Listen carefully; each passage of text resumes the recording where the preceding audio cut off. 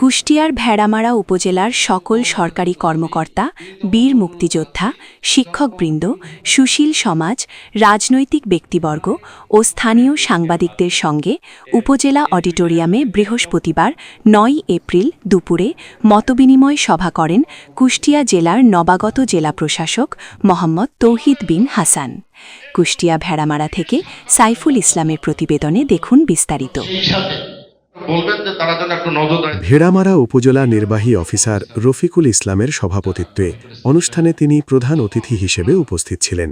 উপজেলা সহকারী কমিশনার ভূমি ডাক্তার গাজী আশিক বাহারের সঞ্চালনায় অনুষ্ঠানে বক্তব্য রাখেন ভেড়ামারা থানার অফিসার ইনচার্জ মোহাম্মদ জাহেদুর রহমান, উপজেলা মাধ্যমিক শিক্ষা কর্মকর্তা ফারুক আহমেদ, উপজেলা বিএনপির আহ্বায়ক অ্যাডভোকেট তৌহিদুল ইসলাম আলম, সদস্য সচিব মোহাম্মদ শাহজাহান আলী, উপজেলা মুক্তিযোদ্ধা কমান্ডার বীর মুক্তিযোদ্ধা ভেড়ামারা পৌর বিএনপির সাবেক সভাপতি ও ভেড়ামারা পৌর বিএনপির বীর মুক্তিযোদ্ধা আবু দাউদ, সাবেক কমান্ডার মহিউদ্দিন বানাত, বিএনপি নেতা জানবার হোসেন, শামীম রেজা, বাংলাদেশ জামায়াতে ইসলামী কুষ্টিয়া জেলা শিক্ষা বিষয়ক সম্পাদক ড নুরুল আমিন জসিম, উপজেলা আমির মোহাম্মদ জালাল উদ্দিন, সাধারণ সম্পাদক শফিকুল আলম প্রমুখ, উপজেলা কৃষি কর্মকর্তা মাহমুদা সুলতানা, জাতীয় মহিলা সংস্থার কর্মকর্তা আসমান আলী সহ উপজেলার বিভিন্ন দফতরের কর্মকর্তা, বীর মুক্তিযোদ্ধা, সংবাদকর্মী ও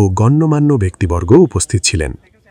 সভার পূর্বে প্রাকৃতিক দুর্যোগে ক্ষতিগ্রস্ত ১৫টি পরিবারের মাঝে একবান করে ঢেউটিন ও ৫ জন মেধাবী ও দরিদ্র ছাত্রীকে বাইসাইকেল প্রদান করা হয়।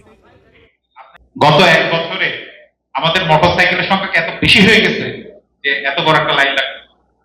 তার মানে হচ্ছে যে আমরা সহমর্মিতা দেখাচ্ছি না। ওনার বক্তব্যের মধ্যে উঠে এসেছে এবং আমার গত ১৭ দিনের যে আমার অভিজ্ঞতা আমার তাই মনে হয়েছে। কারণ আপনি যদি আমার টাকা দেখেন, আমাদের মন্ত্রী মহোদয় কিন্তু বারবার আপনাদেরকে আশ্বস্ত করছেন তেলের ক্রাইসিস নাই, এবং আমি যে ডাটা পাচ্ছি এবং পেট্রোল পাম্প মালিকের বক্তব্য কিন্তু আপনি দেখেন ওনার কিন্তু তেলের সমস্যা নেই, চাহিদা মানে সরবরাহ কিন্তু আছে। তাহলে এত লাইন হচ্ছে কেন? কারণ আমরা ভয় পাচ্ছি। একই সমস্যা কিন্তু আপনি দেখেন এর আগে ক্রাইসিস হয়েছে করোনার সময়। এই করোনার সময় প্রথম যখন ভ্যাকসিন দেওয়া হলো হসপিটালগুলো ভেঙে ফেলার মতো অবস্থা, কিন্তু আমরা কি মোটামুটি কিন্তু ভ্যাকসিনের কিন্তু সমস্যা খুব বেশি হয়নি। সরকার কিন্তু সবসময় চেষ্টা করে মানুষের সেবা দেওয়ার জন্য, কিন্তু আমরা অনেক জায়গায় মনে করি যে আমার জায়গায় আসবে না। এবং টেকনিক্যালি পেট্রোল পাম্প মালিকই বলেছেন যে উনি যে তেলটা দিচ্ছেন তাতে মনে হয় 10 থেকে 15 দিন চলবে, কিন্তু তারপরেও যারা এত অস্থির হচ্ছে তারা ভাবতেছে যে তেল আর আসবে না।